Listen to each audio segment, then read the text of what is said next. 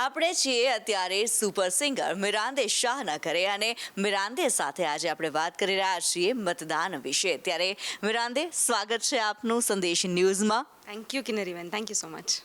મિરાંદે, એક રીતે કહીએ અત્યારે મતોત્સવ યોજાવા જઈ રહ્યો છે. કેટલાક રાજ્યોની અંદર ચૂંટણી યોજાઈ પણ ગઈ છે, પહેલા અને બીજા ચરણની. હવે ત્રીજું ચરણ જે આવશે એ આપણા ગુજરાતની અંદર પણ ચૂંટણી યોજાવાની છે. ગુજરાતમાં પણ આપણે વોટ કરવા જઈશું, ગુજરાતીઓ વોટ કરવા નીકળશે. ત્યારે જો વાત કરવામાં આવે મતની, મત કેટલો મહત્વનો?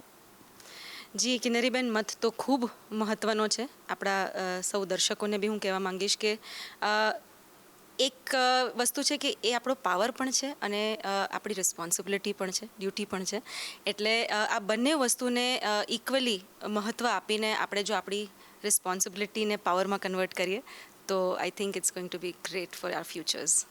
મિરાંદેને જો પૂછવામાં આવે, મિરાંદે પહેલી વાર as a first time voter જ્યારે વોટ નાખ્યો હતો એ સમયે શું વિચાર્યું હતું? શું એક્સાઇટમેન્ટ કેટલું હતું? ફર્સ્ટ ટાઈમ વોટ કરવા ગઈ હતી ત્યારે તો ઓફકોર્સ બહુ જ એક્સાઇટમેન્ટ હતું, બિકોઝ અમને સ્કૂલ્સમાંથી બી એટલું બધું ભણતર આપેલું હતું કે ભાઈ વોટ કરવો કેમ જરૂરી છે અને કોને તમે કયા કયા પેરામીટર્સ જોઈને વોટ કરવો જોઈએ. તો એ વખતે તો પ્લસ પેલું હાથમાં તમને you see the mark and you feel proud that you have done something for your country. So I think it was a great experience એ વખતે તો. ઓકે, અને હવે જ્યારે મત આપવા માટે થઈને જાઓ છો ત્યારે શું વિચારીને જાઓ છો? તમે કોને સપોર્ટ કરતા હો છો? વિચારધારાને સપોર્ટ કરતા હો છો? કોઈ પાર્ટીને વિશે વિચારતા હો છો કે પછી જે ઉમેદવાર છે તેના બેકગ્રાઉન્ડ, તેના વિશે વિચારીને તમે વોટ આપતા હો છો? કેટલું જરૂરી છે આ? સી અ લોટ ઓફ ફેક્ટર્સને ધ્યાનમાં રાખવા પડતા હોય છે. પહેલી વસ્તુ તો ઓફકોર્સ જે કેન્ડિડેટ છે જેને તમે વોટ આપવાના છો એનું નેચર, એનું અત્યાર સુધીનું biodata, work profile, body of work કેટલું છે, શું શું કર્યું છે એણે લોકો માટે આજ સુધી, અને એની સાથે સાથે એની જે પાર્ટીના લોકો છે એ લોકોના શું કલ્ચર્સ છે, ઇન ધ સેન્સ કે લોકો શું વિચારે છે, કઈ વિચારધારાથી આવે છે.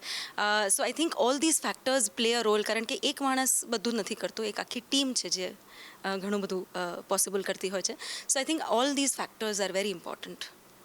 બિલકુલ. અને જો મતદાનની વાત થઈ રહી હોય, મતની વાત થઈ રહી હોય અને એની અંદર આપણે થોડુંક ફન એડ કરીએ અને જો સવાલો મિરાંદેને આપીએ કેટલાક, શું મિરાંદે સવાલ લેશે? સવાલના જવાબ આવડશે? જીકે છે, ઇલેક્શનને રિલેટેડ જીકે છે, જે જરૂરી છે દરેક વ્યક્તિએ જાણવું.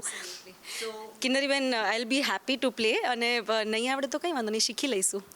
બિલકુલ, કંઈક નવું જાણવા જરૂરથી મળશે. તો આપણે શરૂઆત કરીએ સેલેબ્સને સવાલ કરવાની. ભાઈ, મારી પાસે આ કેટલીક ચિટ્સ છે મિરાંદેને, એમાંથી સવાલ આની અંદર ઘણા બધા છે. જીકેના સવાલ છે, ઇલેક્શનને રિલેટેડ સવાલ છે, દેશને રિલેટેડ સવાલ છે, અને એમાંથી મિરાંદે કયું ચૂઝ કરવું છે? પાર્લામેન્ટ ઇલેક્શન કઈ સંસ્થા દ્વારા કરાવવામાં આવે છે? Election Commission of India. Oh wow! ચલો, પહેલો સવાલ, એનો જવાબ પરફેક્ટલી સાચો આપ્યો છે. Another cheat. પ્રથમ ચૂંટણી સમયે ભારતના રાષ્ટ્રપતિ કોણ હતા? થોડોક ટ્રિકી ક્વેશ્ચન છે, અને જો ખ્યાલ હોય ભારત જ્યારે આઝાદ થયું ત્યારની વાત, જો થોડી ઘણી સ્કૂલની અંદર ભણાવી પણ છે. કોણ હતા? ઓનેસ્ટલી મને ખબર છે કે આપણા ફર્સ્ટ પ્રાઇમ મિનિસ્ટર કોણ હતા, પણ પ્રેસિડેન્ટ મારે જરાક વિચારવું પડશે. મને ખ્યાલ છે કે એમનું નામ ર થી શરૂ થાય છે, પણ મને નથી. એકદમ નજીક. I think you'll have to help me here. ચલો, કહી દઈએ મિરાંદેને. ડૉક્ટર રાજેન્દ્ર પ્રસાદ. જ્યારે પહેલી ચૂંટણી યોજાઈ હતી તે સમયે પ્રેસિડેન્ટ, રાષ્ટ્રપતિ જે હતા ડૉક્ટર રાજેન્દ્ર પ્રસાદ, જે આપણા પ્રથમ રાષ્ટ્રપતિ પણ છે. બિલકુલ. ત્યારે અનધર ચેટ ઇઝ વેઇટિંગ. ભારતમાં અત્યાર સુધીમાં કેટલી સામાન્ય ચૂંટણી યોજાઈ ચૂકી છે? Right. I think this is the 18th year. 17 almost થઈ ગયા છે અને આ 18થમું વર્ષ છે. Is it correct? This is perfect. એ 18મું વર્ષ નથી પણ 18મી ચૂંટણી યોજાઈ રહી છે. બિલકુલ 17 ચૂંટણી યોજાઈ ચૂકી છે. અત્યારની જે સરકાર છે 17મી જે ગવર્મેન્ટ છે અને હવે જે ઇલેક્શન થઈ રહ્યા છે 18મી સરકાર ચૂંટવા માટે થઈને ઇલેક્શન થઈ રહ્યા છે. આપણે 3 ક્વેશ્ચન થયા છે, સ્ટીલ 2 બાકી છે. ઓકે, અબ ક્યાં નિકલ રહા હૈ? નોટાનું ફૂલ ફોર્મ શું છે? હા, આ મને ધીસ ઇઝ ધ ઇઝીએસ્ટ આ બધાને ખબર હોય. It's called none of the above. એટલે જ્યારે તમને કોઈ કેન્ડિડેટ ના સમજાતું હોય કે કોઈ પણ ઉપરના કેન્ડિડેટ્સમાંથી કોઈને વોટ ના આપવો હોય તો તમે નોટા ચૂઝ કરી શકો છો, which is none of the above. So that's भाई पढ़ के रखा लगता है. Is it? no, you kind of go there and you see all the candidates and the names, so you know what nota is. Okay, તો હવે next question, એક question બાકી છે, એક ક્વેશ્ચન થઈ જાય.